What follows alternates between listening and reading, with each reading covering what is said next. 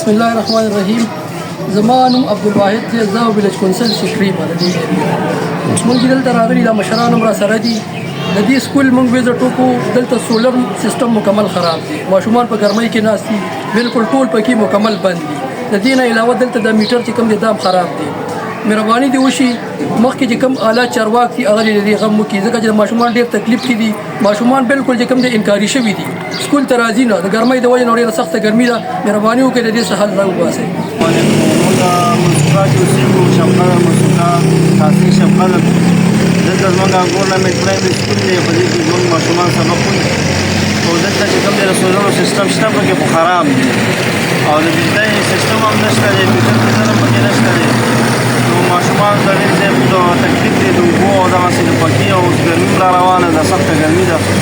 نو د دې لپاره چې کوم دی حکومت او اعلی چارواکو ته دا دغه درخواست دی چې دې باره کې څه دغه وکړي، لای عمل وکړي او دې لپاره څه ترتیب وکړي چې یعنې د سولرې صحیح کړي، یا چې کوم دی دې ته د بجلۍ سیسټم وکړي چې زموږ د ماشومانو ته چې کوم دی دا تکلیف نه وي. نو دا د غریبو خلکو ماشومان دي، پرایویټ سکولونو ته خو بوتلی نه شي، چې کوم ځای کې فیسیلیټي زیات دي.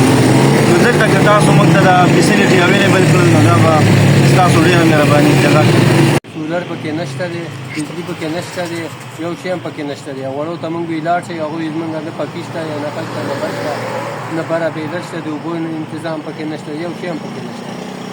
موږ ورته ویځئ، هغوی موږ وینو چې ګرمي ده، نه پکې سولر شته، نه پک شته، نه بس شته دی. موږ د حکومت نه دا خواست دی چې دې ته سولر ولګي، هر یو شی دی. السلام علیکم. زما ماشومان په ګورنمنټ پرایمري سکول منسوکا کې دي. دوی د ګرمۍ د لاسه دې څه چې اوس سکول ته نه ځي، نه پکې سولر سیسټم شته، نه پکې د اوبو انتظام شته، نه پکې د بجلۍ انتظام شته. ما دا چارواک ته دا خواست دی چې د دې د اوبو او د سولر سیسټم دې ټیک کړی شي. دا مهرباني تاسو وکړئ. د دې نه پس چې کومه دی ګرمي خو څه تېره شوه، اوس داسې ګرمي ده چې اوس ګېټي والي سکول ته نه ځي.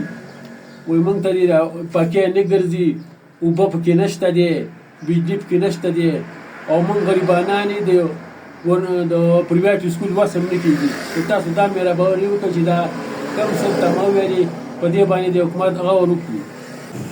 زما نوم شمشاد دی، زه د منسوکا اوسېدونکی یم.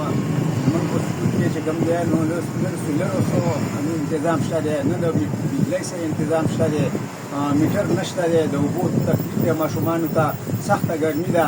او په دې کې چې کوم دی بل څو ماشومان بېهوشه شوي مو، نو زه دا ستاسو ته زما دا خواست دی چې د دې پروګرام جوړ کړی شي، او دې ته د سولرې او د بجلۍ پروګرام سیټ کړی شي، او دې ته چې کوم دی د اوبو سیسټم برابر کړی شي. ډېره ډېره مهرباني.